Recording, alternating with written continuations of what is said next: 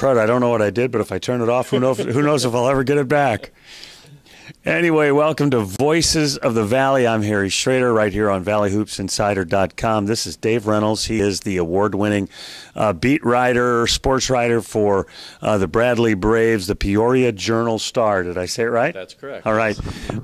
Dave, you guys got here, the Bradley Braves did. Nice game yesterday, and I thought they had lost that game. I really thought Drake had won that game, but they're here, all four teams from Illinois. Let's talk about that first. Four Illinois-based Missouri Valley teams in the semifinals.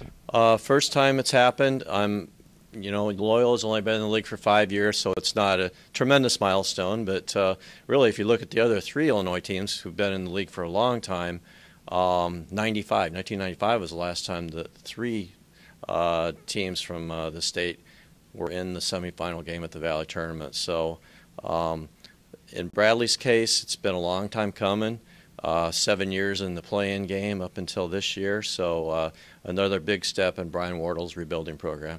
Talk a little bit, I got ahead of myself, talk a little bit about you, your time at the Journal-Star there, the various things you cover, and just talk about that. You've had a long and illustrious career, a Halls of Fame writer and all those kinds of things. That's kind of be a funny feeling, meaning like, man, I'm really honored and people are calling me like a Hall of Famer.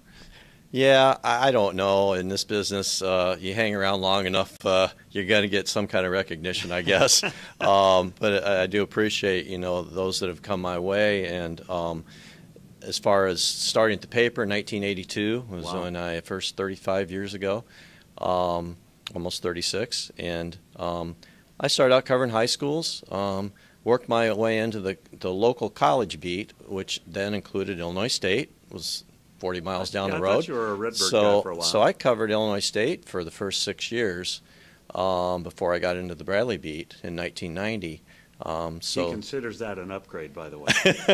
Well, I got to go on the road, Illinois State was his home game, so that made it more fun. But no, covering Bradley for the Journal-Star has long been a great, I don't know how you would tradition, honor. There have only been 4 of us since World War II. Wow. So you get this position, you want to hang on to it because there's so much interest in the town of Bradley basketball. Even during these down years, they still come out to the arena, not in as great a numbers, obviously, as in the past, but there still is a strong grassroots rooting interest in the Braves. What other sports do you cover throughout the year? Well, I do a variety. I'll do some college baseball, Bradley baseball in the spring. The Peoria Chiefs, the Cardinals minor league affiliate, is in town, so I'm kind of the backup guy there. And I'll do we do some recruiting since basketball's so big in Peoria. They have camps and tournaments, and I do a lot of that stuff in the summertime, and we call it kind of the summer basketball beat. Kind of follow the local recruits, and it kind of spills over into the Bradley recruits, and then obviously Bradley is a 12-month, Bradley basketball is a 12-month job, so there's always things to announce with scheduling and players coming and going and whatever else is going on with the program, so I always have to keep my hand on the pulse there.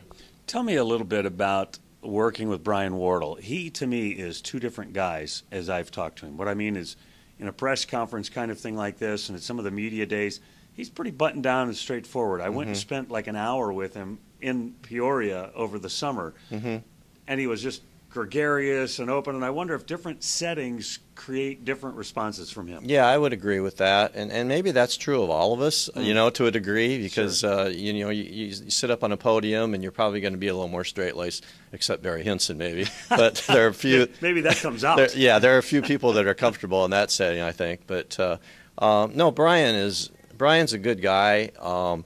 I think that Peorians have embraced him. Bradley fans have been patient with the building process. He basically started this program from scratch 2 years ago, and here they are in the semifinals 2 years later. I mean, they had 10 freshmen 2 years ago. So, no, our relationship has been good. Beat writers and coaches sometimes butt heads, and it's just a natural part of the relationship. But we've been able to work things out when the few times that's happened. no, I've enjoyed having him as coach. He's quite different from Gino Ford, as you remember. Gino was, you know, more the Barry Hinson type, and very open, and I could come to practice or do whatever I wanted in that regime, which I really appreciated. Brian's a little more traditional coach in that regard. If you're just joining us, you're watching Voices of the Valley here on ValleyHoopsInsider.com. They moved us inside the very quiet and pristine interview room for today's shows, and the worker bees are starting to show up, and you guys don't have to be quiet or anything. I'm used to being courtside with basketballs hitting the computer, so it's all good. And this is Dave Reynolds from the Peoria Journal-Star. He covers the Bradley Braves, and of course we have an all-Illinois semifinal today. And we started this, like I said, I jumped out ahead of myself. I thought in that game yesterday, Drake had that game at a certain point, and all of a sudden the Braves made a few key plays, got back into it, and then, of course, took the lead. Yeah, there were several points I thought Bradley's in trouble here. I mean, the first one was in the first 6-7 minutes of the game. I think they're down 15-7, and Drake is scoring seemingly at will. And Bradley obviously hangs its hat on its defense. See, she's going to walk right through the shot because I gave her permission. It's totally great. Yeah, well, she's a Bradley person, so it's okay. Live. We're live. Yeah, we're You're live on the internet right now. You're trending. Don Delfonso. But let's see, where was I? We're talking about the game yesterday. Yeah, and then Drake pulled ahead by 8 at halftime, and with a strong last 6 minutes of the first half. And I said to Kirk next to me, I said, I've seen this movie too many times this year. Because they've fallen apart in parts of games. Late first half has always been a trouble area for these Braves, and this had that same feeling to it. But they had a very inspirational halftime interlude, and one of the reserves, Luke Von Lundy, stood up and really got into, before the coaches came into the room, he stood up and got into the team and said, this is not ending today. We're not sending Dante home, forever today. And once the coaches came into the room, the players were focused. They knew what they had to do. They began the second half of the 12-0 run. They were spectacular right out of the gun. Okay, game on. And obviously it was back and forth there down the stretch, and what a game it was. Brian talked about that afterwards, and the players mentioned it afterwards. You and I were in here in the interview room. So I tweeted that out right while the interview room was going on. I talked about Luke Von Lundy doing that. And I had people responding back to me on Twitter that knew him from where he had been before. And they're like, oh, yeah, he's always been a great leader. Yeah. Like, that was really instant feedback from the thing that you and I were watching last night. Yeah. He's a kid from New Jersey, went to junior college in Oklahoma, and came in last year into the program, as basically the number 3 point guard. Nobody really knew what to expect. We knew he was athletic, as we mentioned, gregarious, nice kid, but nobody really knew what contributions he'd make on the floor. As it turned out, not a lot during the season, but obviously he's a guy who's been behind the scenes, who's been very good with his teammates, and you need your bench to be pulling for and supportive, and he's been at the top of that list. You talk about the number 3 point guard. Let's talk about the number 1 point guard. On Monday, Brian Wardle tells us in the Valley teleconference he's not playing. Yeah, his ankle's shot. Yeah, it's like put a bullet. He's a horse. Put a bullet in his head. Right, it's over. Right. And then I'm here Thursday, and they're practicing, and I'm like, he looks pretty good. Yeah. And then he's in the starting lineup, and then he was terrific yesterday. He was. 24 points, equaled his season high. Carried the Braves. I mean, particularly during that comeback, he was huge. And Darryl Brown is he's a kind of a quiet kid. You won't get a lot out of him in an interview, but boy, when he shows up to play, he can do some really wonderful things. He's one of those maddening players that will make take a shot that makes you shake your head. He gets a little carried away. He get maybe on a hot streak, and then he'll come down and jack up a off-balance 25-footer, and you thought, what is he doing? But, when the game was on the line yesterday, he was there and in spades. I thought D'Lo was particularly good yesterday on the defensive end and intimidating people. And, he's going to get some points and whatnot. But his presence on the floor is palpable. You can see his presence on the floor making a difference. Yeah, he's another big leader on this team. It's fun to listen to him talk, and he's from England, right? So he has the accent going, and but he always, when you interview him, he always has something very profound to say for, you know, a 20-year-old kid. Mm-hmm. You know, he's very well spoken and thinks things through, and his role on this team has just, he's reinvented himself as a basketball player. Because he was a scorer. He's going to go score. Yeah. Now he's doing all the other stuff. Yeah, he came in as a freshman, and like I said, they had 10 freshmen, and nobody had a role. And he was a guy who was aggressive to the basket, and they just basically said, we don't have a point guard, you be our point guard. Mm-hmm. And so he did, and he struggled through. He'd never been a point guard before. But he's wearing 23, so you know he's going to score. right. 23 is a scorer's number. Yep. And he was, I think, the team's leading scorer, second leading as a freshman.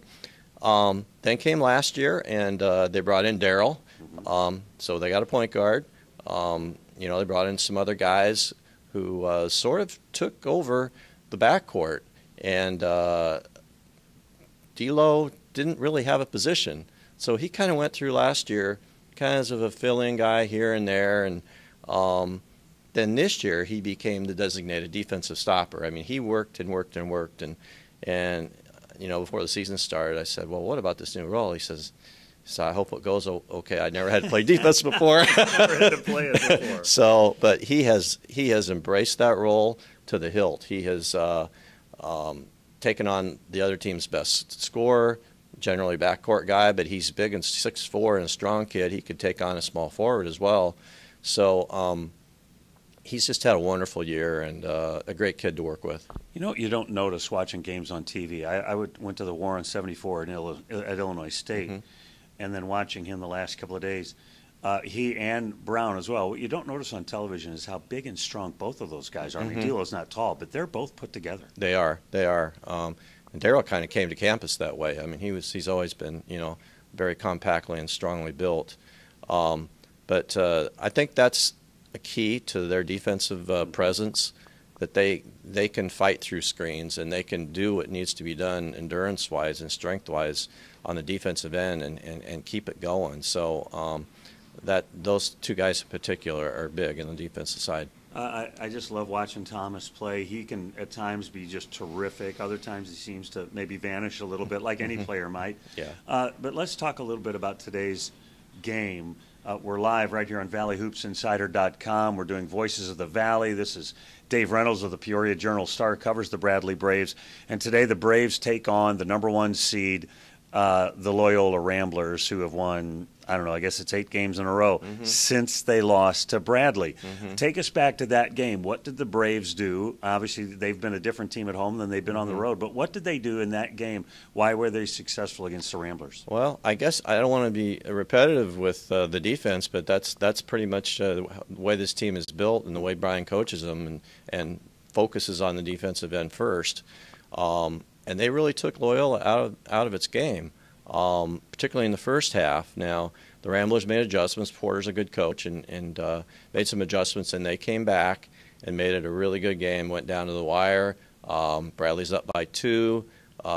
Loyola's got the ball with 6 seconds left. They get it into Krutwig, and he had a shot. And he's a freshman. He's thinking, I shouldn't be the guy taking the shot. I mean, I got all these stars around me, you know. I'm sure that was going through his head, and I'm sure he's thinking, we're down by 2. We need a 3. So he flips it out to Custer, who throws up a 3 about a half a second too late. It goes in. Oh. So it was that close of a game. But that was, like, as you said, the last time Loyola's lost. And I know that game gave Bradley some great confidence when they look back on it. Now, they got a little too full of themselves because Drake came to town 3 days later and beat them, and that was the first loss at home for the Braves. So they learned a lesson, you know, hopefully both ways on that Loyola game. But yeah, it was the defense, it was the rebounding, and they scored just enough. Watching Northern Iowa take Loyola out of their offense yesterday, I'm sure assistant coaches were taking notes yesterday as well for the Braves. I was surprised, and I think Custer maybe he fell down, got knocked down, hurt an ankle early in that game, but he was just off. I mean, he didn't have his best game. And we've seen that in almost every game here. Custer got shut down, and Ryan Taylor did, both by Northern Iowa. Right. Brenton Scott last night couldn't throw it in the ocean. Right. We have seen that in this tournament. It reminds me of the way Wichita State used to do stuff. If he's your best player, we're taking him away from you. What do you think the Braves do defensively today to try to mitigate what Custer and others can do? They've got so many weapons. Yeah, that's such a hard team to guard. If you focus on Custer, you've got Towns, and you've got, I mean, even Richardson can hit big shots, as he showed yesterday. And Krutwig inside, Dante Ingram. I mean, they come at you from everywhere. I think they have to just do what they did in Peoria to the best they can, and defense is hard. I mean, we talk about it a lot, but you need total focus. You need total concentration. It's physical. You can play great defense for 28 seconds, and then somebody might throw in a 30-footer, tightly guarded, and it all just feels like it goes to waste. But you just have to keep your head up and keep at it. And I think that's what they have to do with Loyola, is just guard them as best they can, primarily man-to-man. Bradley will mix it up occasionally and throw a zone in. I don't know that they'll do that against Loyola, but they could. I don't think they'll full court press. They may show a time or two after a made free throw. But in a 3-game tournament, they're not going to press much, I don't think. I think it's just going to be a grinded out game, and hope they can score enough. Hope Darryl comes back okay after playing 33 minutes on that ankle. Yeah, they didn't exactly baby him back in, did they? They did not. They did not. Here's the ball, lead us to victory, and that's what he did. So hopefully he's got enough left in the tank for today. If you're just joining us, this is Dave Reynolds of the Peoria Journal-Star. You're watching Voices of the Valley here on ValleyHoopsInsider.com. The Bradley Braves at 2:30 today against the Loyola Ramblers for a chance to go to the final game tomorrow afternoon. And Dave, just a couple more questions, but I'm just thinking forward. A team from Illinois is going to the NCAA tournament. Like there's been some times when we're not sure if we're going to get one from all of these different teams in the state of Illinois. Right. For sure, we're going to have one. Yeah, and that's a good thing, and it'll be a Valley team, which is cool. People ask me, well, if Loyola loses today or even Sunday, are they going to get a bid, an at-large bid? And my thought on that is, I don't think so. I mean, their strength of schedule is non-conference strength of schedule is 260 out of 351 teams. Right, it wasn't good. That's not good, and that's one of the big things that the committee will look at. They're well aware of Loyola. Obviously, they're 26-5 and have a great beat Florida, which was ranked 5th in the country at the time. Florida has fallen off since then, and that's really their signature win, non-conference. So Loyola has to be thinking they got to win this whole thing, and everybody else is obviously has no chance. Maybe there's another tournament that would pick them up. I don't know that there's really even an NIT team in this group. It's possible, but so I don't know. It's been a long time since Bradley's been there. 2006 when they went to the Sweet 16. Awesome. It was totally unexpected to go beat Kansas and Pitt and in Detroit, and so that would be a very fun ride for this team. I don't think they're quite ready for that yet, but 2 more games and somebody's going to be there. I think about, are they ready yet? And as you know, when teams get into the NCAA tournament, matchups and kind of some unfamiliarity. I know they can get video on everybody, but just how D'Lo's going to defend you or what Thomas is going to do. We've seen lesser teams beat better teams, all because of those kind of weird matchups. And that takes me to this question. 2 questions left. Bradley and Loyola, of the 4 teams left, are both very deep teams. On the other side of the bracket, they're not deep at all. I mean, Southern only plays 6 guys. Illinois State plays a bunch, but there's only about 3 of them that are good. Yeah. And they're really good. Right, but right. the other guys are just kind of guys. Right, right. And so today we've got two teams that are both very deep and pretty athletic. I think your team is maybe a little bit more athletic than Loyola. But so today there's going to be somebody that's going to emerge and do something special to win this game from the Ramblers or from the Braves.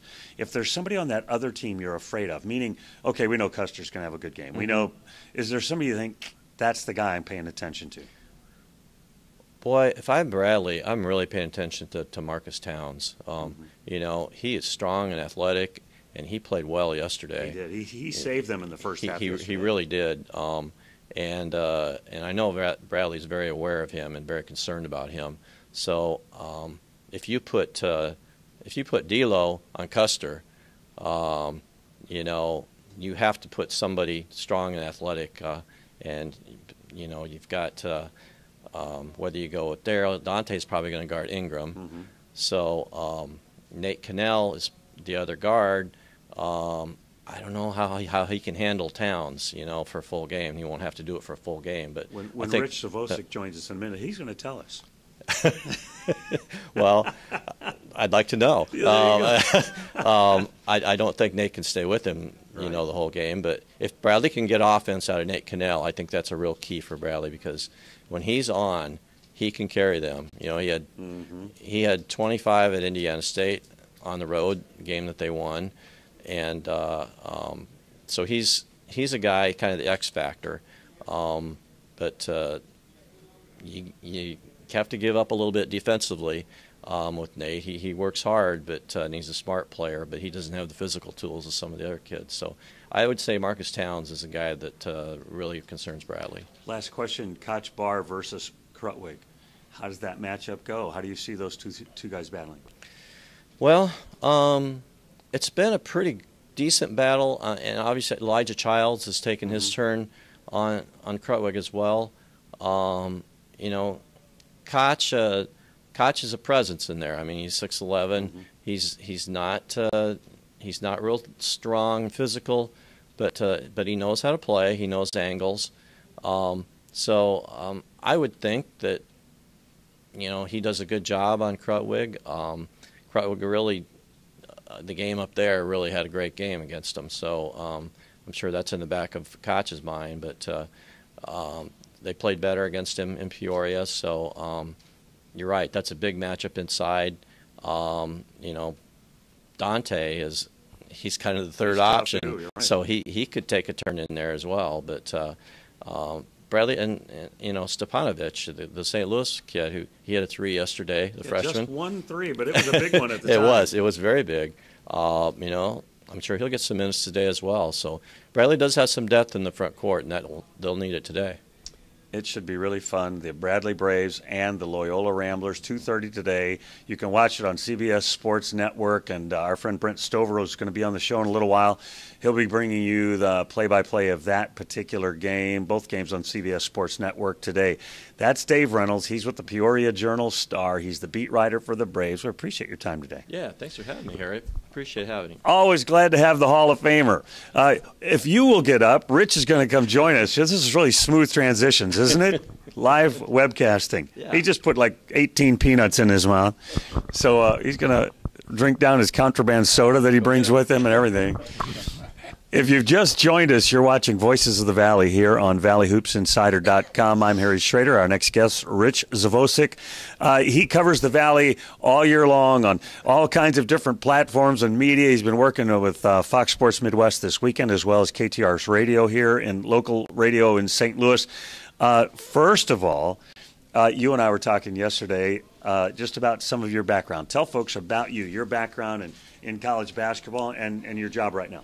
Well, I was a college basketball coach for 25 years. The last coaching stop was University of Missouri, Kansas City. Which I think maybe would be a good Valley fit if they would get their program up to speed. It would have. They obviously had an opportunity years and years ago, and unfortunately not much vision from the then athletic director and president.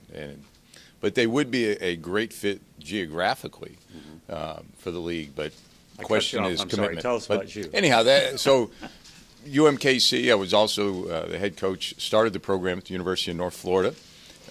was the youngest Division I head coach in the country at one time, many, many moons ago, when I took the job at St. Francis College in Brooklyn.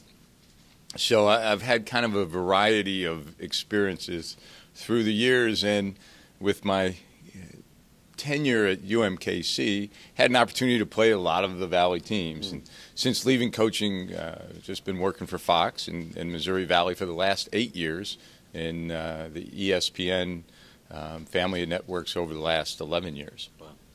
He's terrific. Tune him in today, KTRS Radio here in St. Louis. Which games are you working today, or which game? Actually, it's going to be a three-man crew with Kevin Lehman and Brandon Weesey and myself for both games today and the championship game tomorrow. Listen, if you come down to the games, by the way, they pipe in the broadcast, the radio broadcast, out in the when you're walking out and getting your popcorn and whatnot. I was going around to see some fans that I knew yesterday, and I'm like, I'm listening. I'm thinking, these guys are bringing it. They were doing a great job. Talk a little bit about just the privilege, really, it is to go from town to town, arena to arena, to see all these different programs.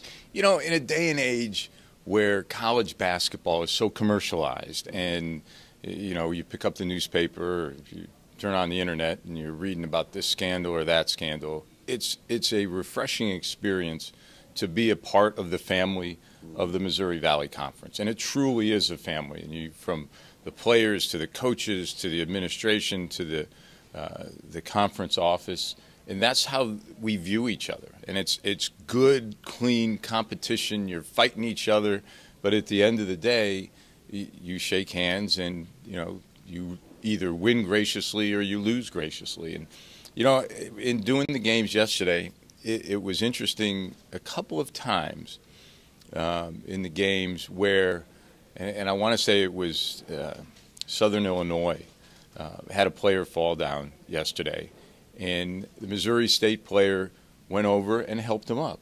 And so often in college basketball these days, you see, you know, if a player of one team falls down and their opponent could be standing right there, and they walk away. And to me, that's sportsmanship. That's what college basketball should be all about. And stories like Clayton Custer and Reed Timmer, the Scholar Athletes of the Year, and you know, a guy like Dante Thomas for Bradley, who has endured growing pains and has played for 4 years and has gotten better each and every year. He's kind of the prototypical Missouri Valley Conference player.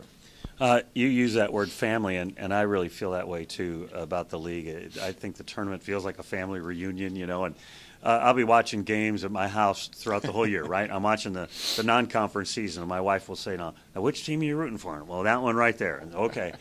So then it gets to conference season, and I'll have the game on, and she'll say, who are you rooting for? I go, yes. She goes, what do you mean? I go, well, I want them both to win. And I thought yesterday, we all know that Paul Lusk at Missouri State, his job might be in jeopardy. And I thought Barry Hinson, the Southern Illinois coach that had just beaten Missouri State, he went out of his way to talk about what a good coach that Paul Lusk was and what a good job he did and in that game and overall. And you could just feel that empathy. Of course, Barry lost that job at Missouri State before, but the empathy for a comrade of sorts that he's pulling for to keep his job. Well, and that's the thing that strikes me in this league. It's really a throwback. When I got into coaching in my first job at St. Francis College, there's a weekly luncheon that they used to have. And I walk in for my first luncheon, and I'm 27 years old. I'm nervous, and I'm looking around, and I see, you know, Lou Carnesecca from St. John's and P.J. Carlissimo from Seton Hall, and I'm like, oh, what am I doing here, right? And Coach Carnesecca comes over to me. Now, I had never met the man. He comes over to me, and he sticks out his hands, and he says, Richie, it's a pleasure to meet you. Richie. I'm like, hey, he knew my name. I didn't care. And as young man, what are you doing here? Well, and the interesting thing is, as I reached out to grab his hand, he doesn't grab my hand. He reaches up and he grabs my cheek like he's my old Italian grandfather. Hilarious. And it's that type of feeling with the coaches in this league. You know, Greg Lansing and Ben Jacobson, they'll fight each other for 40 minutes, but when it's over, they will go out to dinner. They'll exchange stories, and that's really what college basketball should be all about. 2-3 years ago, Greg Lansing and the Sycamores were here in St. Louis playing the Billikens. And so after the game, I'm going to interview Greg Lansing and talk to him about the game and those kinds of things. That same night, Ben Jacobson, his Northern Iowa Panthers, had knocked off some nationally ranked team like they do every year. And so I said to Greg after the game, I said, hey, Northern beat whoever it was. And he just said, he does that all the time. And he starts bragging to me about Ben, and you're exactly right. That's how these guys seemingly, feel about one another all the time. When they beat Indiana, when Indiana State beat Indiana earlier this season, I called up their sports information guy and I just said, hey, can I get a hold of Greg? Greg calls me on the phone. What do you need? So we did a 20, 30-minute interview on the phone, and, that's what these guys are about. They really understand their jobs. They do. And you know what it is? They're teachers first. So often you look at, in the Southeastern Conference or the Big 12 or the Big 10, and you look at guys and they're recruiters. And, they're CEOs. And exactly. Yeah. And everybody talks about, their recruiting ability. But the really key is you've got 10 guys in this league who are teachers first. They believe that their job is to make a difference in their student-athletes' lives. It's very fun to watch this league. Let's talk a little bit about basketball. I suppose we should do that as well. See if I can hit that, and then my next thing will be ready. This live webcasting. Love it. Yeah. So let's talk about, we can talk about both games. That first game, Loyola and Bradley, I think is such an interesting matchup problem for Bradley, and yet they were the last team to beat Loyola, and so Brian Wardle's figured some things out, but I think that game is really all about matchups. It really is, and it's been interesting. We said this at the beginning of the year, that this was as good and as close from 1 to 10 of the caliber of teams in this league, and I think yesterday in the opening round bared that out because of how close the games were. I really think the most important 3 people in this arena today. All right, here we go. Are going to be. Hold on. Take notes. All right, are going to be the athletic trainer from Loyola, the athletic trainer from Bradley, and the athletic trainer from Illinois State. That is really true. And you ask about the matchup between Loyola and Bradley.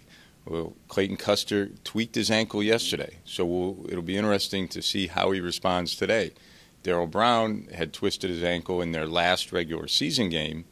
He appeared to be pretty good or pretty close to 100% yesterday, but it's that day after sometimes. So I hope their athletic trainers, they get if their guy is 100% today, they get a little bonus in their check if they win. So, but it is matchups, and in Bradley's case, Darryl Brown is quick enough. He can stay in front of Clayton Custer. They have enough depth in the front court.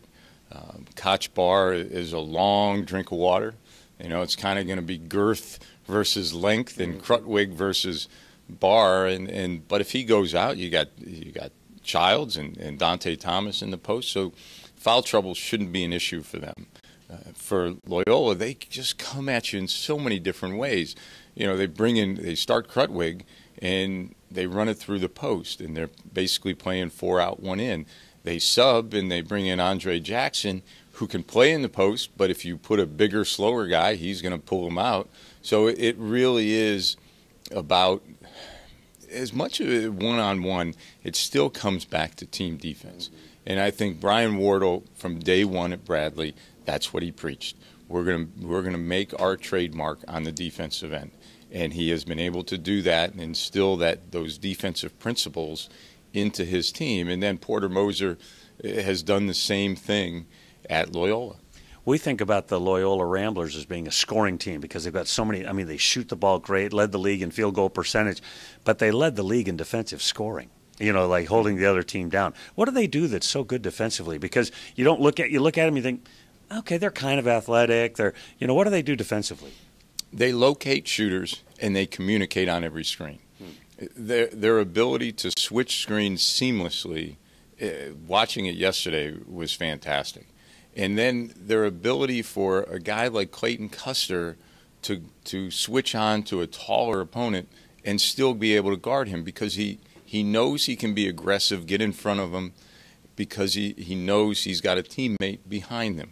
So it's really the key for Loyola's defense is help the helper. The first guy rotates over, which is normal in team defense. But the great teams have that second guy rotate so that the next pass is more difficult. If you just joined us, you're watching Voices of the Valley here on ValleyHoopsInsider.com. I'm Harry Schroeder. Rich Zavosik of the Today KTRS Radio. He's part of the Valley TV package all year long. Favorite place in the Valley to go broadcast a game? And then we're going to talk about the second game. Wow. Hold on. Before you answer, I asked that question to Tom Ackerman yesterday, and he listed about 5 places. And I said, so you're saying the other 5 are no good? And he goes, oh, wait. And then he talked about the other 5. Wow. So you got to pick one. Yeah, that's tough. I mean, every place kind of has their nuance. I like going to Peoria, and maybe not a lot of people would say that, but it's I love historical buildings. So, wow.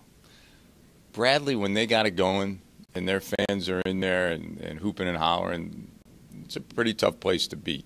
Tom Ackerman said to me yesterday, he said they're the smartest basketball, historical, knowledgeable basketball fans in the Valley. He said that about the Bradley Braves fans yesterday, too. They're fantastic. But then, Valparaiso this year joining the league, I had some fond memories and some not so fond memories as a coach at Valparaiso. But, you have a sense of tradition there and all the success they've had. Wow, it's an interesting question, because I think there's some places, like Loyola, for example, that are starting. It's 3. See, he's I know. Well, I said they each have their own little.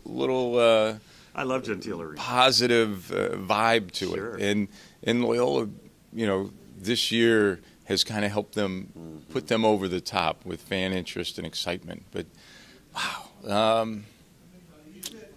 That's good enough. It's all right. Yeah, it's all right. I would say Northern Iowa, yeah, sure you would. But I have bad memories as a coach at Northern Iowa.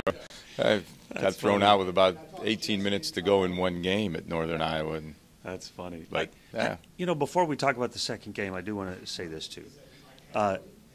College athletics at that big money, I call them the money conferences. At that level, we know it's big business, and they do it a lot for all kinds of reasons, meaning they love athletics, just like you and I do, and just like these Missouri Valley schools do, and they want to win championships and all that, just like everybody else. But it's also big business, and they're trying to really get people to come to their school. I mean, they're going to advertising dollars and all that kind of stuff too. But at a school like Missouri State or Southern Illinois or whatever, it can be at that smaller scale just as important to have some success in athletics, particularly in college basketball, because that's what the hallmark is of these schools, to get students to actually then come to your school. It's very important. It is absolutely important, because when you look at all 10 members, none of them play FBS football. Basketball is their vehicle. It's the one thing that you can rally your students, your faculty, your staff, your alumni, your fans.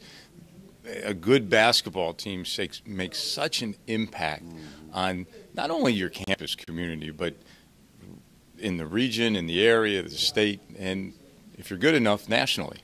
Let's talk a little bit about that late game. And that is a completely different kind of game to me when I look at the makeup of those two rosters. Southern Illinois, might dress the manager today just to make sure they have enough people. And Illinois State has the big 3. 2 of them are limping around a little bit. But they're not very deep in terms of who's going to score besides those big 3. So it's 2 teams that really have talent but not many bodies. How do you look at that game? It'll be a chess match. They split during the regular season, which is interesting. Both games, are teams split with each other during the regular season. But I think, in Southern Illinois case, Barry Hinson always likes to whine about, oh, I only play 6 or 7 guys. Rudy Stradniks, he was good yesterday? Oh, he was the Latvian Lucky Charm yesterday. He was amazing. But what people don't really understand is that's good for Barry. Sure it is. Because then Barry doesn't have to make a lot of decisions. You say he can't make them? Well, I'm not saying that, but you can take it however you want. But he is so good at kind of mixing the pieces of the puzzle together. Doesn't have a lot of pieces, but he's good at getting guys to buy into different role changes. And Armand Fletcher, probably the perfect example, who has excelled this year. All of a sudden he said, "Hey, you got to go in the post a little bit more." Like, really? I'm a guard. I'm not supposed to. But he has accepted it. He's excelled at it. And I really think the one thing that rings true in college basketball, the Missouri Valley Conference is no different, that teams win with good guard play. Mm-hmm. And when you look at Aaron Cook, you look at Bartley, St. Louis kid, and Fletcher, Sean Lloyd, they're all guys who can handle the basketball. Really 3 out of the 4 can play the point. So, you've got depth at guard. The question is, can Southern Illinois handle the length and the athleticism of Illinois State? Because when Yarbrough gets it going and Fain is inside, they're tough to stop. It's kind of interesting today that Bartley, has such a big role, though he's not scoring a lot for Southern Illinois, transferred there from St. Louis U. Malik Yarbrough, who is the best player on Illinois State's team, they played together at SLU, and he transferred over to Illinois State. And now they go head-to-head in the biggest game of the year. I mean, not head-to-head, they won't guard each other necessarily. But it's interesting that the two of them are on the stage against one another. Well, there's a tremendous St. Louis influence on all these rosters, and it is. And you wonder when they both left St. Louis U if they said, okay, you're going there, I'm going there. I'll see you down the road. That's right. Malik Yarbrough is such a different kind of player for this league. The last couple of years, Dan has had McIntosh and Hawkins who were similar, but I think total package is better than either of those players. Absolutely, because he's so long, he's big, he can handle the ball, he makes great decisions. And he's unselfish. I mean, he's the type of guy that he could get a shot every single time down if he wanted. He's that good, but he's unselfish. And that's why this team has a chance to win the tournament. Phil Fain is not a guy that when you watch him play, you go, man, is he good. I mean, he just kind of does a lot of stuff here and there, blocks out, gets rebounds. They'll alley-oop it to him once in a while. But even when he shoots it, you think, okay, he's not. He just doesn't look like a great basketball player, and yet he is super effective. He certainly is. He's one of those guys that at the end of the game, he's got 17, 18 points, 9, 10 rebounds, and you say, geez, how did he end up with 18 points? But he's becoming one of my favorite post players. Number one, I love lefties. Yeah. And now Krudwig is a lefty as well, so there's a little battle there. But he's quickly becoming one of my favorite players because he loves to use the glass when he's shooting the ball in the low post, and it's so effective. And another guy who can really change a game. We're at my seat, courtside, is right on the front row opposite one of the benches near the baseline. And yesterday, Keyshawn Evans went down with the ankle. And all of his teammates came over to see if he was okay. And Dan Muller said afterwards, he's fine. He just likes attention. The players came over, and Evans was telling him how bad his ankle was feeling. And Phil Fain says to him, you might be hurt. He says, but that shot sure was sexy. Now get up because you're okay. But that shot was sexy. He keeps telling him that over and over. Because they're this close to me, literally, and I'm hearing everything they're saying. I'm like, this is why I come, and I want to sit right here. Well, it's interesting on that. He went down like he was shot. Yeah. And what I have found through the years, when guys react that dramatically, they're usually not as hurt as people think.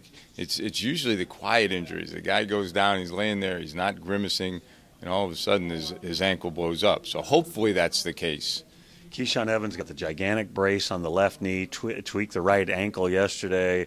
And, we talked about Clayton Custer, and he just didn't look right all day. And, frankly, their last game, he struggled, went 1 for 10 or something shooting the basketball in their last regular season game. And I asked Dan about that on Monday. I said, I didn't see their last game, just knew his numbers weren't good. Heard other people reporting that they thought he looked leg weary and looked tired. And so I asked Dan about that, and he said, not Dan, I mean Porter. And he said, oh, no, he's fine. He's totally fine. Custer's fine. And then, of course, he did an ankle yesterday and didn't look fine. And so the way those 2 point guards, you mentioned the trainers, the way those 2 point guards can respond physically today is huge. It'll be maybe the most important facet of the game. Because Darryl Brown and Clayton Custer really control the show for both of their teams, and both tough kids though. Yeah. And as always struck me when people say, "Oh, they look tired," Well, you know what? They got all the spring to rejuvenate. They're not worried about that right now. And the one thing about Loyola and Porter Moser's team. And this is a credit to their staff and their evaluation and the type of kids they recruit. They have 7 players on their team that have won championships, state, high school championships. So when you get a group of winners like that and they subjugate their egos for the team, you get a team that wins 26 games. You talked about that, and Porter brings that up all the time. You know what I love about him? He won 2 state championships. You know what I love about him? He won the NCAA tournament with another school. He's always about that. You're exactly right. Before we let you go, this is Rich Savosic, by the way. He's a broadcaster on the radio broadcast today here locally in St. Louis. Has been working the Valley Beat all year long and did a bunch of games over the weekend on Fox Sports Midwest.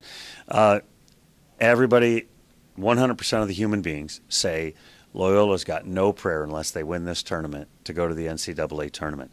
Their RPI this morning was 31. Illinois State's last year was 32 or 33, and they didn't get in. And so I get the common wisdom is they've got to win the tournament. Do you fall into that category? And what scenario could possibly happen for them to make it if they don't happen to win today or tomorrow? I still think they have a chance for an at-large bid. With a little bit of luck here, their RPI will drop under 30. I keep pointing to that Florida road win, and the critics will say, well, that's the only road win, that's the only good win they have. Well, there's a lot of teams out there that don't have that win. Mm-hmm. You go 27-6, you've got to be in over a. I'm watching a game earlier today, and they're talking about Texas, 7-10 in the Big 12, and they're the last 4 in. And it's like, that's crazy. About a week ago, they were like tied for last in the league. What are you talking about? If I was the NCAA committee chairman for a day, the first rule I'd put in is you must have a winning record in your conference. And you can count the conference tournament if you want, so that if a team goes in 1 game or 2 games under 500 and they win 3 games and all of a sudden they're a game above, fine. I'll even give you a 500 record in the league. But as long as teams can buy 8, 9, 10 home games, and traditionally you win more at home than you do on the road, you're going to build a gaudy record. So it's really, it's one of those things where sometimes life's not fair, but on the other hand, they've played well enough that they should get a shot. Yeah, I believe that as well. We're going to let Rich go. I've got yesterday or the day before, I sat down with Dave Snell, the legendary play-by-play broadcaster of the Bradley Braves. Going to play that interview for you now. A little bit later in the program, Todd Hefferman, who is the beat writer for Southern Illinois, and Brent Stover, who's doing the TV game today for CBS Sports. They're both going to be joining us in just a few minutes as well. I'm trying to get everybody on. I mean, everybody that I know, I'm trying to get them on. Tremendous job, I'm telling you. Appreciate your time. Thanks, Harry. That's Rich Savosic, and you're watching Voices of the Valley here on ValleyHoopsInsider.com. Here's that interview with Dave Snell from a couple of days ago. Welcome back to Voices of the Valley. I'm Harry Schroeder. We're joined by the Hall of Famer Dave Snell from Bradley University. Does it ever get tired? Is it ever tiring when somebody says Hall of Famer? No, I really don't think about it that way. I'm just very blessed and fortunate to be able to do what we do and enjoy and prepare for each game. I think the preparation is more fun than the game, actually, to get ready for it. But no, I've been very blessed to work at Bradley for a long, long time, and the next game is the most important one. 3 years now with Brian Wardle, and he has obviously tipped the boat the right direction. Talk a little bit about where the Bradley program is. Well, it's good and getting better.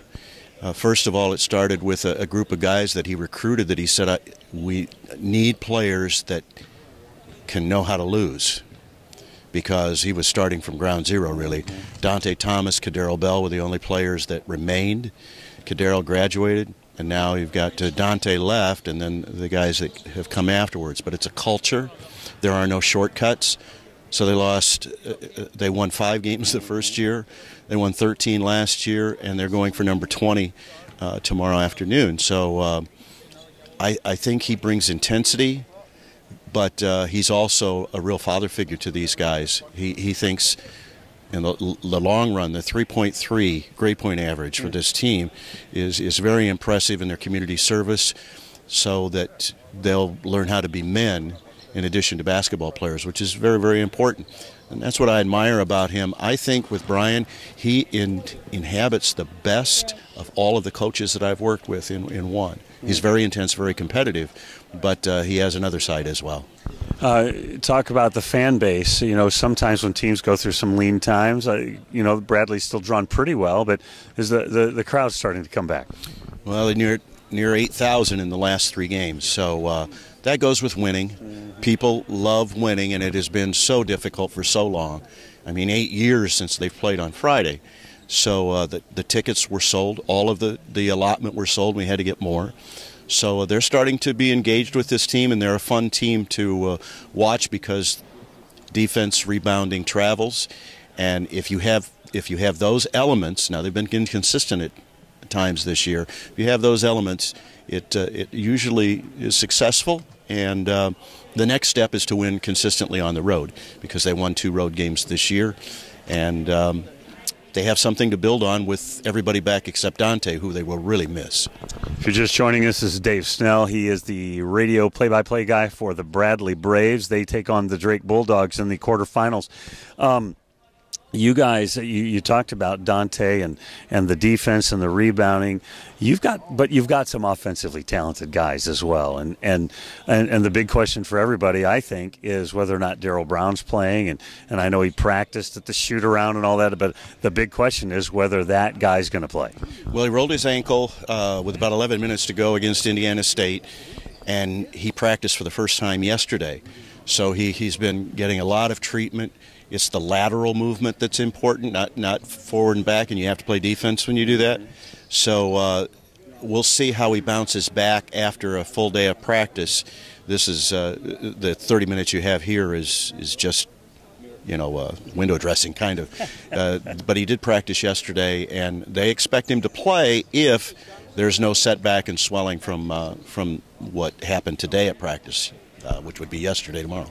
Talk a little bit about the job of the play-by-play guy. Like, you got to say, hey, he made the basket and all that, but talk about that job. I think there's an art form to it that you're terrific at, but talk a little bit about that. Well, I prefer radio over television just because of that reason, Harry, and it's painting pictures.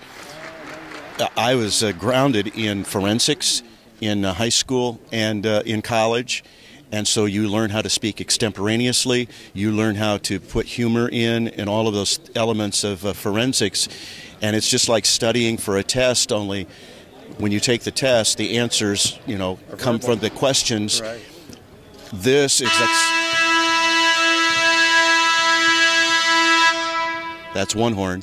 The extemporaneous part of it is what makes it a challenge for the people that are blind, the people that are in prison, the people that are shut in. You are painting a picture for them. So if the ball's free throw line extended, is it on the right or is it on the left? Top of the key, baseline right, ball screen, pick and roll. Those are the type of things you have to try to be descriptive of so that the people who aren't there feel like that they are, and then you put excitement and add that with humor and have a good color analyst, and you have a blank canvas, and it's up to you to paint it. I think it's so exciting to announce a basketball game like that, any sport, but basketball is the one I kind of enjoy the most because of all that, the drama, allowing the play to unfold, and it's like going to Broadway, but you don't know how the thing's going to end, and there's so much excitement to it, and being able to paint that picture and try to reach out to the people that are listening, I think it's so much fun. 39 years. 39 years, so exciting. And when Mike Kennedy moved on, you and Mike Reese are the last two guys standing, right? Yeah, and Mike and I are very good friends, and we talk a lot during the. Mike is a very good baseball announcer, and now with ESPN3, I have a chance to work with students to do baseball, which is actually my favorite sport, and so I didn't have a chance to work minor league and work my way up, but now I get to do that, and Bradley's baseball team is really pretty good, and so I've had that experience as well. Now that's television, so it's a little bit different, but I just enjoy the opportunity and never take for granted a broadcast. You have to prepare, and preparation is the most important thing, whether it's your first game or you're going after 39 years. You have to prepare the same. Chick Hearn, who did Bradley basketball in the 50s.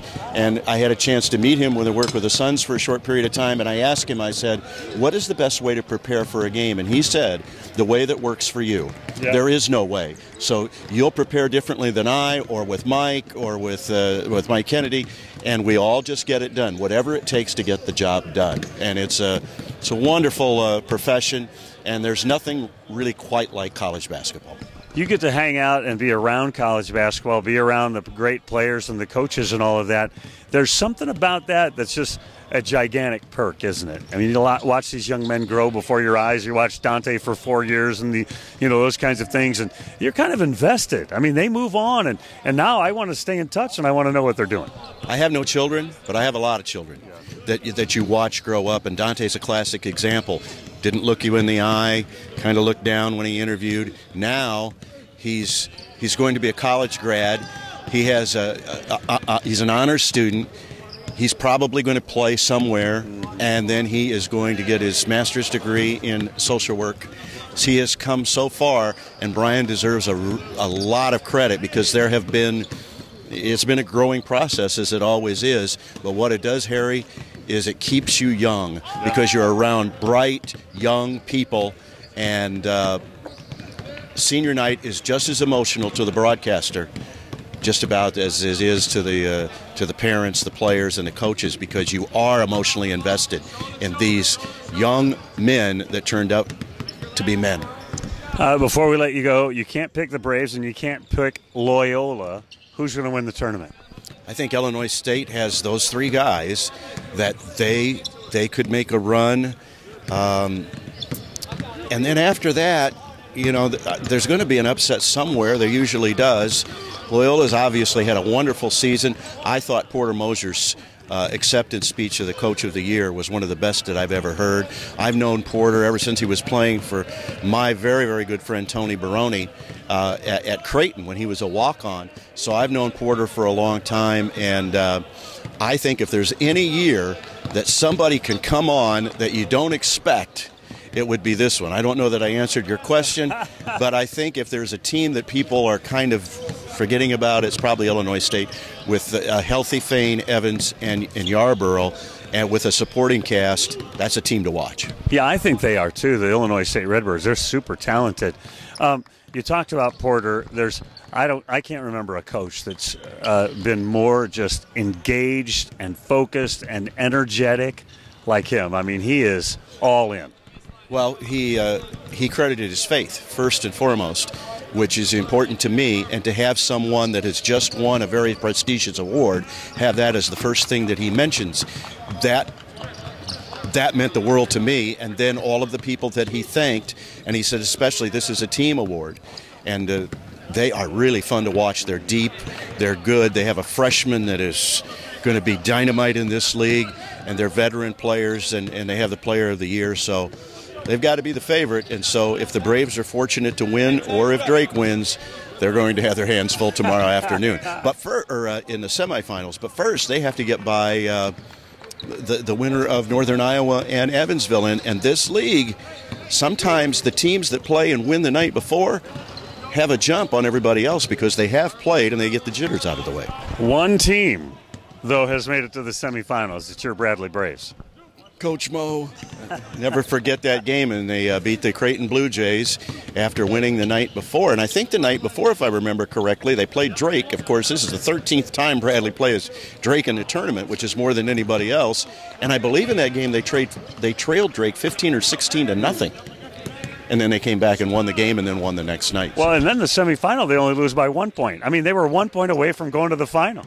That happens. That happens more in other conferences, though. In the Valley, usually the team that's there rarely gets beat in the second game, and I think history points that out. But if it could happen, it could be this year. He's the Hall of Famer Dave Snell. We're going to take a break. When we get back, more guests on Voices of the Valley. Thanks for watching.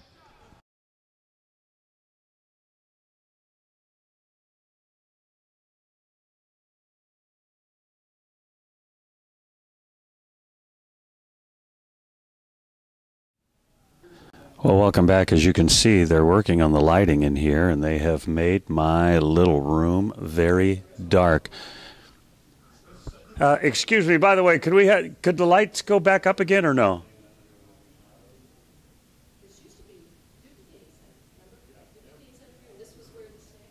We're working on it. Is there any way to get the overhead lights back on again? Thank you. Appreciate it.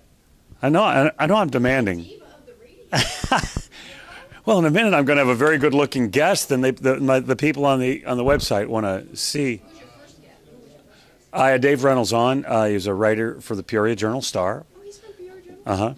And then I just had Rich Zavosik on from the TV from Fox Sports Midwest.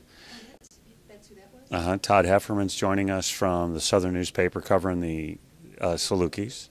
And then Brent Stover from CBS Sports is going to be with us, too. I just had Dave Snell on by video, and all of this is live on the internet right now as I'm speaking to you. Why are you running away? This camera's looking at me. So, I'm killing time till the next guest comes. But, How many of these have you done? I know I've seen you 1,000. Yeah. I mean, I do like an hour plus each day before anybody starts. How many MVCs have you done? Oh, I've been at the tournament here the last 20 years. Yeah, me too. Yeah. Yeah. So anyway, there you're getting it all live right here as we talk. It's a live world. It is a live world.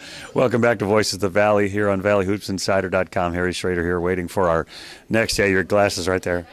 Waiting for our next guest. Todd Hefferman will be joining us in just a bit, as will Brent Stover from CBS Sports Network. Brent will be broadcasting the game today for CBS Sports Network.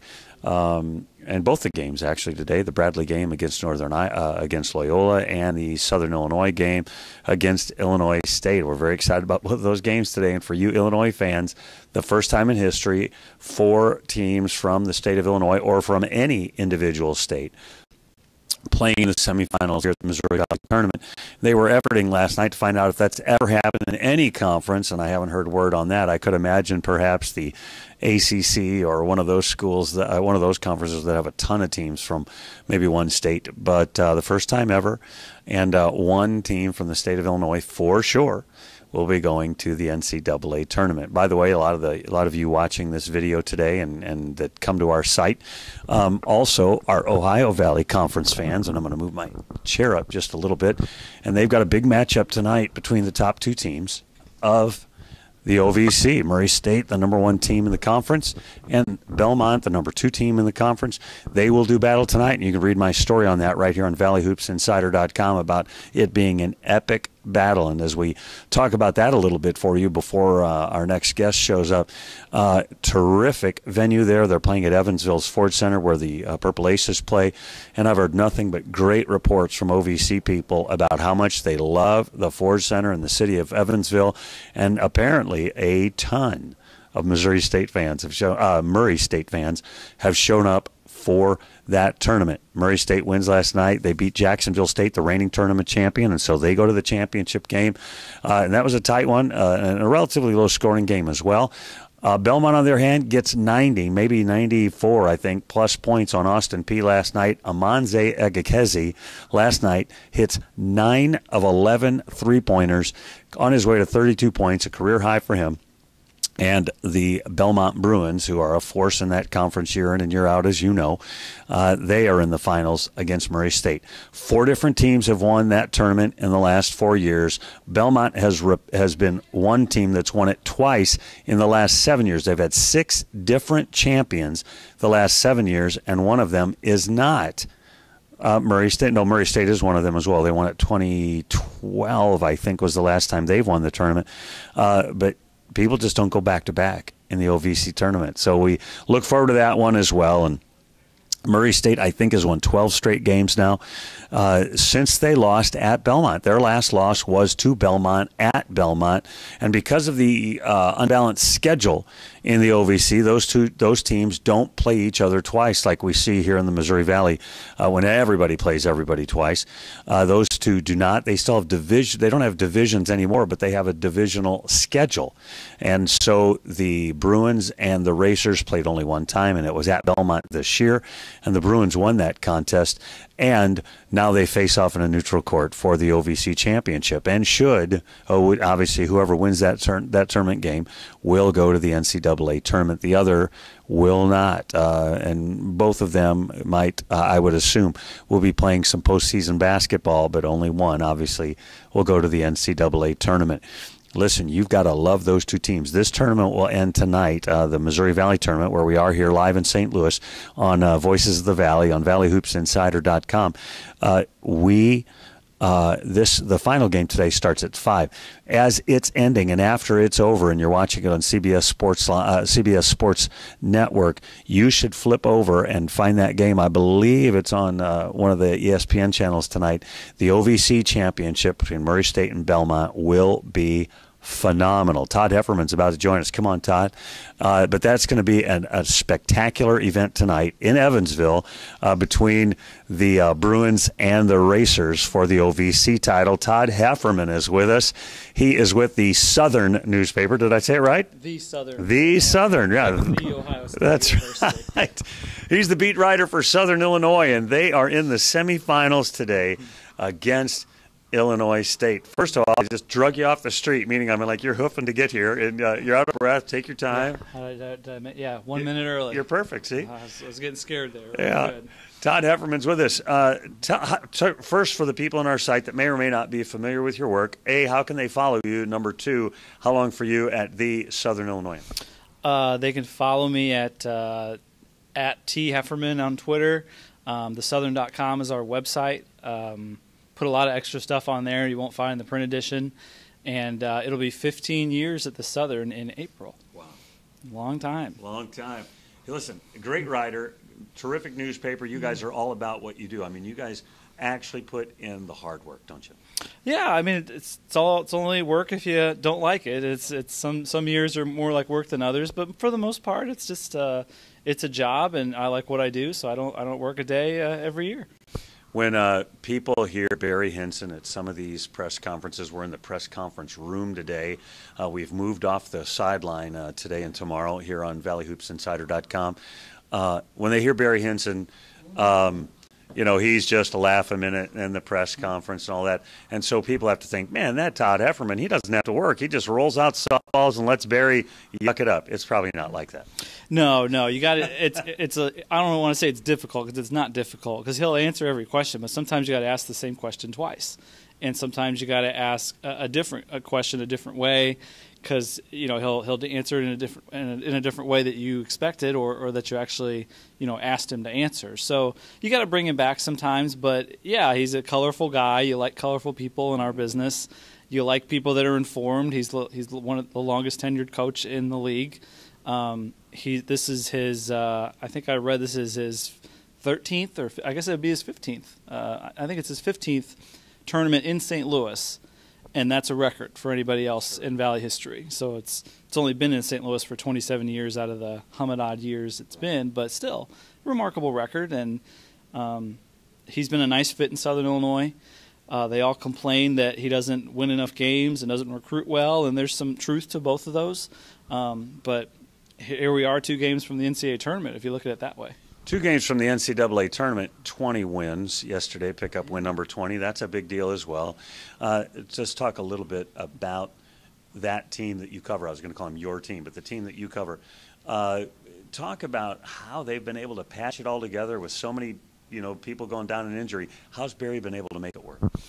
Well, he's really just relied on some really tough guys to play a lot of minutes. That's Armand, that's Sean Lloyd.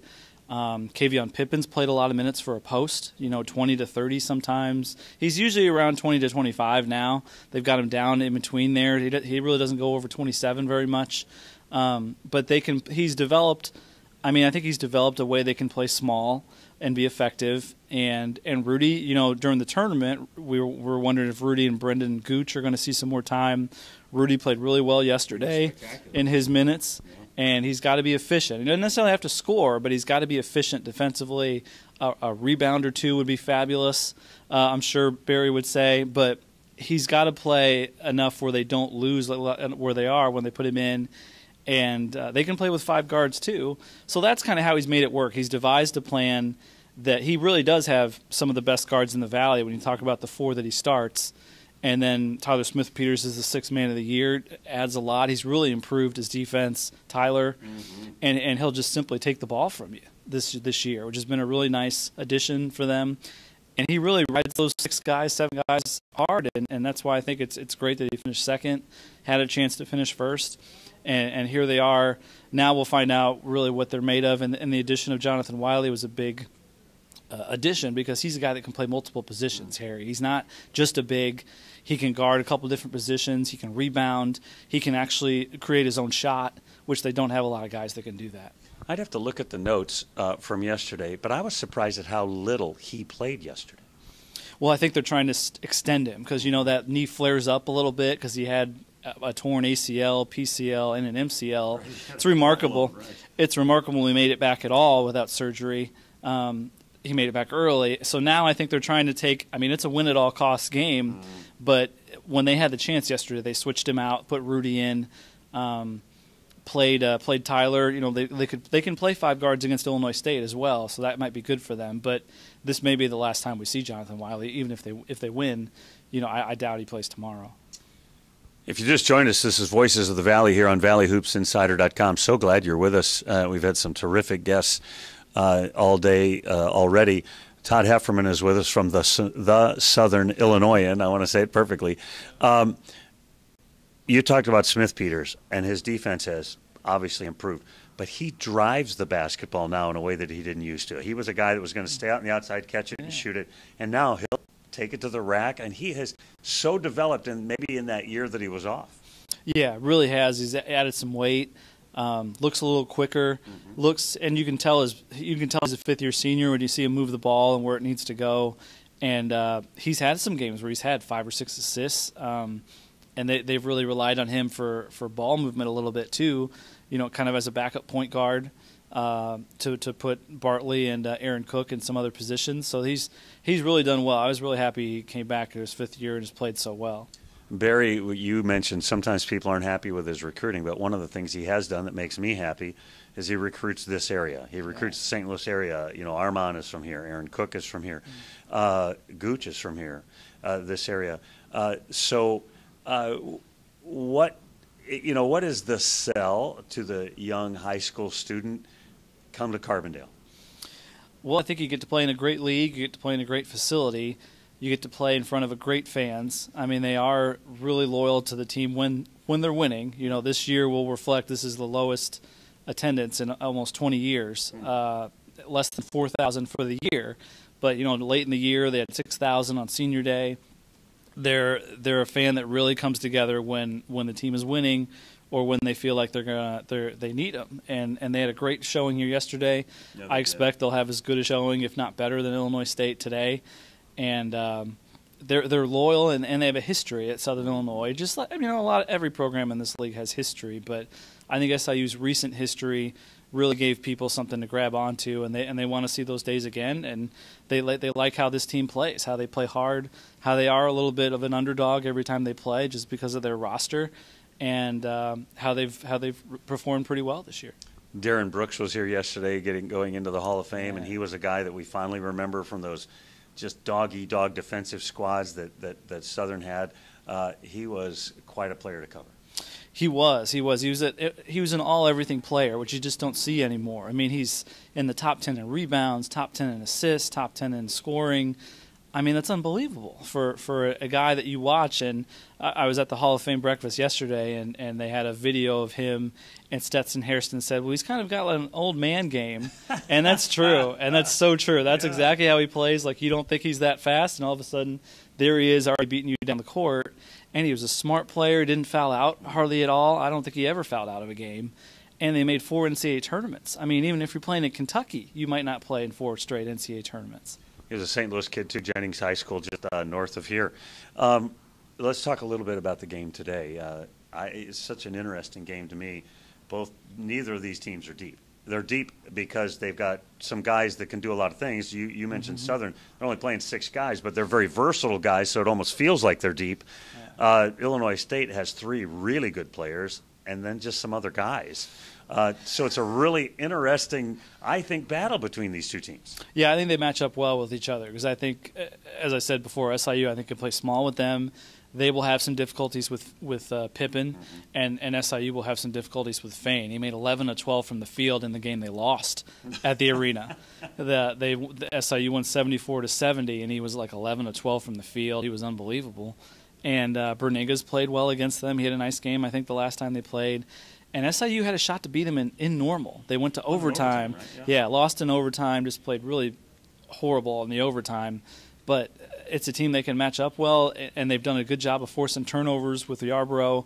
But if Yarborough plays like he did yesterday, they're gonna have a tougher challenge than they had the last time they played. Yeah, there's nobody in the Missouri Valley Conference like Malik Yarborough. I mean, he is such a matchup problem for every team, and so to say, man, how do they match up? They don't. But they'll figure out a way to defend. Yeah, they'll try. I think they'll put probably Sean Lloyd on him or Armand Fletcher, but I think he's probably a little bit quicker than Fletcher, and he's a guy that can make contested shots, kind of like what I call Jordan Barnes, a guy that can make great contested shots that even if you're right in his face, he will still make it, and there's nothing you can do about it. So they've got to try to make it difficult for him and try to rebound, because what SIU does is they typically rebound well, but if every offensive rebound they give up, they have to play defense again, another 30 seconds, and they just don't have the bench to do that the whole game. If you just joined us, you're watching Voices of the Valley here on ValleyHoopsInsider.com. We're talking to the people that really know the league, the beat writers, the broadcasters that cover this great league day in and day out. And this is Todd Hefferman of the Southern Illinoisan paper, the beat writer for Southern Illinois. I wrote a story. Probably everybody's writing stories today. 4 Illinois teams in the semifinals here in the Missouri Valley Tournament's never happened before. Obviously, there's only been 4 teams in the league for 5 years, but I think it's 1995 since there were 3 teams in the semis. As a downstate Illinois guy, is people across the fruited plain excited about this today, you think? I think they are, because Illinois just hasn't given them a lot of cheer about, and Loyola's a great story. I mean, I think anybody would say that they're a great story, just with what they've had to put together, how quickly they put it together, how they've risen from last year with a lot of the same players, but how big Custer has been, even though he doesn't score hardly at all yesterday, they still win the game. So they have some great seniors, but I think all 4 teams, I mean, it's tough to bet on a winner today. If you had to bet the house, I mean, you could lose your house today, because Bradley could beat Loyola. They've already beaten them once. Southern could beat Illinois State. They've already beaten them once. Bradley beat Loyola. The only game they lost to Custer was in the lineup. Like a lot of people remember, they were 2-3 in games when Custer didn't play, and they've got this great record when he does. Their one league loss when Custer was playing was against Bradley. Yeah, and they are a deep team. They will play 7, 8, 9 guys. They have some size. They have some bigs with Childs and Dante Thomas that Loyola doesn't really have the size to match them, other than with Krutwig. So that's a matchup problem. That's why I think they're going to be both great games. I think they're both going to be fantastic games, and I'm looking forward to it. They are on CBS Sports Network today. Our friend Brent Stover, who may or may not make it to the show. We'll see. The show's going to end pretty soon, and we'll see if Brent makes it. But 2:30 and 5 o'clock today. So the four teams are in. The four Illinois teams are in. Dan Muller said earlier this week, if we don't go to the NIT, we're not going to any of those ones that start with a C. A couple of years ago, Southern budget cuts across the state of Illinois. Barry said, we're going to get invited to some tournament. We're not going. It costs us money to go. What do you think the mindset is at Southern Illinois now? Should they maybe get a win today and lose tomorrow? They have 21 wins and so forth. Will Southern Illinois play in one of those other tournaments? I think they're going to think about it. I can't tell you yes or no because I was going to wait till after his season was over to ask him. But I asked him earlier in the year, and he said he only wanted to talk about the NCAA and the NIT. But I think I heard a radio interviewer that he has kind of, he didn't say it, yes, I'll play in the CBI or the CIT, but I think he's open to it, and I think he should be open to it because they've got two bonuses. They've got everybody coming back next year, mostly. They're going to lose Wiley and Smith Peters, but they got everybody else coming back. They would give Tyler and Jonathan Wiley a chance to play in the postseason. They would have over 20 wins, or 20 wins at least. Their RPIs in the top 100. Chances are they're just not going to get in the NIT.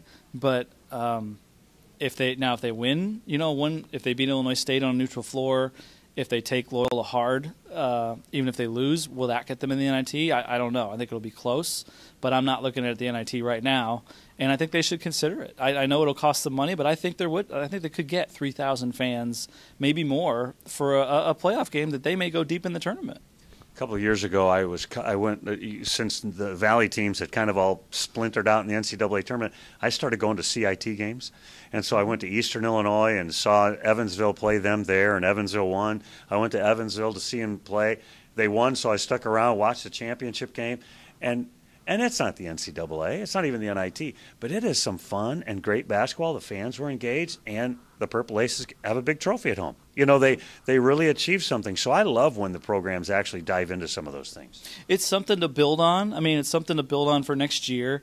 And, there may be coaches in the league and in the Midwest saying to recruits, you don't want to go to Southern. They haven't played in the postseason for 10 years, Harry.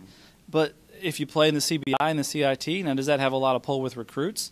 I doubt it, but it probably has something. If you win the championship, I bet it'll have some pull. Well, I think that statement you just said, postseason, that's all we hear. I don't know if they played in the NCAA. I don't know if they played in the NIT, but 8 years in a row in the postseason, 3 years, the first time in the postseason since. People pay attention. Oh, they played beyond March 1st. Yeah, and they if they make the NIT, you can say, well, they earned it. They earned a spot in the postseason, and if they don't, they could say, well, we're probably not going to spend the money on a foreign tour. Let's spend it on this, and let's see if we can draw some people back in. Get some good vibes going into the off season whenever we lose, or if we win the championship, we're really going to feel good about ourselves going into next year. Tell people again where they can follow you, where they can watch your work. This is Todd Hefferman of the Southern Illinoisan. But tell people how they can follow your work. It'll be at thesouthern.com today and every day, and then on Twitter at @THefferman. We're every day except Mondays in Southern Illinois. So hope to join you there. When you come into a game like this, do you have pre-arranged? Like, I'm a play-by-play guy by trade. I mean, that's how I think about everything. And I'm trying to learn how to write. That's why I talk to writers. I'm trying to read their stuff and talk to them. So when you're coming to this game, you have 2 or 3. This is probably the storyline I'm going to look to follow, or are you a blank sheet of paper and I'm going to let the game tell me? I try to have 1 or 2 or hopefully 3 ideas of like how the game's probably going to go. I mean, I don't like surprises at the very end of the game, but I do like surprises because I think that's why you play sports and that's why you cover them, and that's the fun of it. But I have an idea of how I think the game's going to go, and you think about when you're a reporter, like, oh, if we have a big moment, how am I gonna be swift and give some people that there's something they'll remember by. But also that's sometimes unneeded pressure that you need, so you just got to tell the story and worry about how everything else goes after that. When Northern Iowa was out in front of Loyola yesterday, I also write for MidMajorMadness.com. They cover mid-major basketball. And the publisher, editor, whatever my boss's name, whatever his title is, he sends me a message. He says, listen, if Northern Iowa wins, we need a story, because we're just kind of feeding information to them right now because there's so many mid-major tournaments going on. He says, listen, if Northern Iowa wins, you have to write a full story on this. So I start writing a story with about 8 minutes left on the just in case, and I'm building a couple of scenarios into the story, and then Northern Iowa tanks. So I sent him an email. I said, it's your fault. I said, you made me write this story. The minute I got about 2 paragraphs in, they fell apart. So I think the karma thing sometimes messes stuff up. I agree. You can't have blindfolds on if they're number one in offense and they're playing the team that has the worst defense, and the one that has the defense, scores 85. You got to have a little bit of an open book and have some fun with it, but you have to have some kind of an idea of what you're looking for and what the really, what the biggest storylines are. I think that's true. So basketball season ends. Tell us about your sports beat the other X amount of months of the year? Well, spring football actually started on Thursday for SIU, so we have 2 practices this week, and then baseball. I cover baseball, and my boss, Les Winkler, the sports editor, covers softball when they're home. We don't go on the road with those 2 teams until the MVC tournament. So we'll cover those home games, and they have a couple coming up. They just had their home opener Friday. But I'm really kind of pretty immersed in spring football. I enjoy that. I'll write 3 or 4 stories a week. They've got a lot of issues, a lot of changes. And then baseball, I enjoy that. That's relaxing for me after covering basketball, because basketball is so, and a radio guy, it's the hardest sport to call. Maybe next to football, but I've heard basketball is harder because it's faster, sure and it's an intense thing all year because you have something every day, even if you're not playing. You're trying to do the power rankings, you're trying to do the teleconference, you're trying to preview the game, you're trying to write a story after the game. So it's a very intense thing. So my family, I keep telling them, I'll just push it off to next week. Like next week, it's like, why can't we do this week? And I'm like, I'm going to tell you why we can't do it this week, because I'm going to work every day. And I look forward to the tournament every year, and just whenever it's done, when it's done, and then I'll move into what my friends call non-basketball season Todd. I pick my kids up in sweatpants and a T-shirt. Some days I'll take a shower late in the afternoon, and it's I'm just much more relaxed, I would say. That's outstanding. That's Todd Hefferman. We're going to wrap things up. Appreciate your time. Love his work, and. Yeah, hopefully we got 2 more days, right? You'll stick around probably through the weekend, but this is going to be, I think, as good a theater kind of environment for us over these next 2 days. I think it's been great all year. I mean, Friday night was the closest 4 games in the history of the tournament, I heard yesterday. Yeah. And that's true. I thought all 4 games were great. I was hoping they would be. It's a privilege to cover this event, so I don't know how many longer. You don't know what's going to happen tomorrow. Mm-hmm. But I'm taking the approach that I will be at Sunday's game, whether SIU's in it or not, just to watch it and be a part of it and cover it, of course, for our readers that are still interested. But it's a great event. It's very well run, and I enjoy catching up with my friends like Harry Schroeder and Jim Benson and Dave Reynolds and Todd Golden and it's competitive business, but it's nice that we're all friends, and I talk about the Valley needs some more hostility in it, because we used to have some with Greg Marshall and Dan Muller, and everyone's so peachy-cheat, and it's nice because you don't want the opposite, but I think more people would love the Valley if we had some hostility or some gamesmanship. A little bit more angst. Yeah. We just need a little bit more. If you're like me, yesterday Brenton Scott had such a horrible game, and he has a chance for that 3 late in the game to tie it. I'm like begging for that thing to go in. I mean, whether they win or lose or it goes overtime, I'm just thinking he needs this to go in. And, hits off. And everybody's sitting by me in press row. We're going, get in. It didn't go in, because you start rooting for guys, don't you, once you've seen them a lot.